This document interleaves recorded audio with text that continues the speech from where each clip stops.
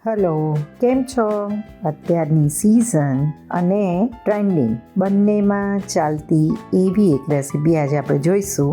રસમ અથવા તો દાલ સૂપ જેને કહેવાય એના પ્રીમિક્સની. સૌથી પહેલાં પેનમાં 1 ચમચી જેટલું તેલ લઈશું, અડધો કપ જેટલી તુવરની દાળ, 1/2 કપ જેટલી ચણાની દાળ લઈશું, 2 ટેબલસ્પૂન જેટલા સૂકા ધાણા, 2 ટીસ્પૂન જેટલું જીરું, 1 ટીસ્પૂન આખા મરી, 2 થી 3 નંગ લાલ સૂકા મરચાં, 10-15 લીમડાના પાન લઈશું. એને મીડિયમ હીટ ઉપર રોસ્ટ કરવાનું છે. લગભગ 3 થી 4 મિનિટ રોસ્ટ કરીશું એટલે શેકાઈ ગયું છે એવી સુગંધ આવશે.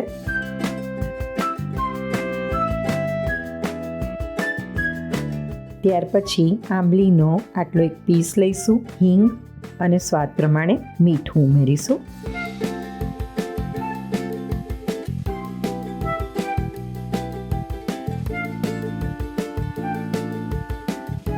ગેસ બંધ કરી અને 1 ચમચી જેટલી હળદર ઉમેરીશું અને તળેલા લસણની સ્લાઇસીસ ઉમેરીશું. રૂમ ટેમ્પરેચર પર આવે એટલે મિક્સી જારમાં આ રીતે એનો એકદમ ફાઇન પાવડર કરી લેવાનો છે. પોડી જેવો કરકરો નથી કરવાનો, પણ આવો ઝીણો પાવડર કરવાનો છે.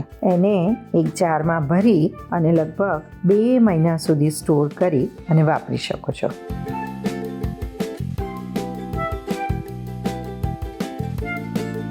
કેવી રીતે યુઝ કરવો એ પણ જોઈએ. 2 કપ જેટલું પાણી ઉકળવા માટે મૂકીશું.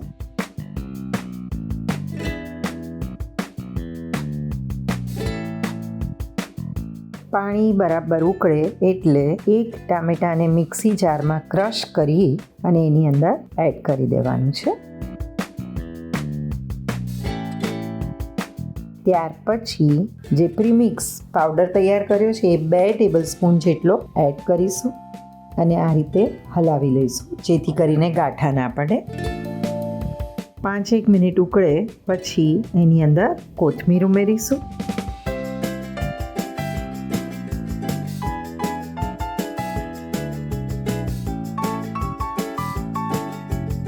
અને ગરમા ગરમ દાલ સૂપ કહો કે રસમ કહો એ રેડી છે.